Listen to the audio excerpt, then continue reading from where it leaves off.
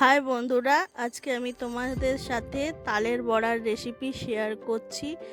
যারা নতুন আছো প্লিজ আমার চ্যানেলটাকে সাবস্ক্রাইব করে দিও, আর নিচে যে বেল আইকনটা আসছে সেটা একটু ক্লিক করে দিও, তাহলে আমি যে ভিডিওটা আপলোড করব সেটা তোমাদের কাছে নোটিফিকেশানে চলে আসবে।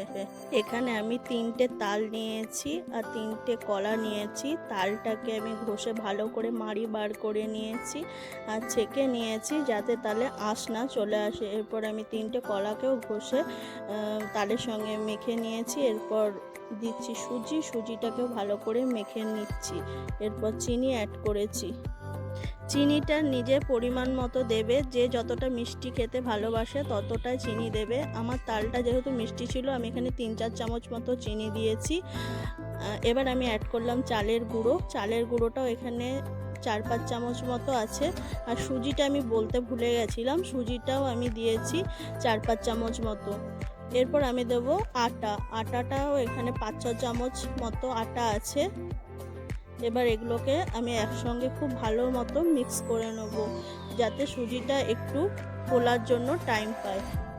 আটাটা এখানে মিক্সচারটাকে বাইন্ডিংয়ে সাহায্য করবে। আমি আগেও তালের বড়া করেছি, সেখানে আমি আটা অ্যাড করিনি, তো সেই বড়াগুলো তেলে দেওয়ার সঙ্গে সঙ্গে একটু ছড়িয়ে যাচ্ছিল, কিন্তু এটা আমার ফ্যামিলি রেসিপিতে আমি আটা দিয়ে করেছি, তো বড়ার সাইজগুলো আর শেপগুলো খুব সুন্দরভাবে তৈরি হয়। এবার আমি কড়াইয়ে তেল দিয়ে সর্ষের তেল দিয়েছি, তোমরা ইচ্ছা করলে সাদা তেলও ইউজ করতে পারো। দিয়ে একে একে আমি এই তালের বড়াগুলো দেখো তেলে ছেড়ে দিচ্ছি। মিডিয়াম আছে তালের বড়াগুলো আমরা নেড়ে চেড়ে ভেজে নেব। একটু ওয়েট করব, তালটা এক সাইড হয়ে যাওয়ার পর আমরা খুন্তি দিয়ে নাড়ব, না হলে এটা ভেঙে যেতে পারে, কারণ তালের বড়াগুলো খুবই নরম থাকে।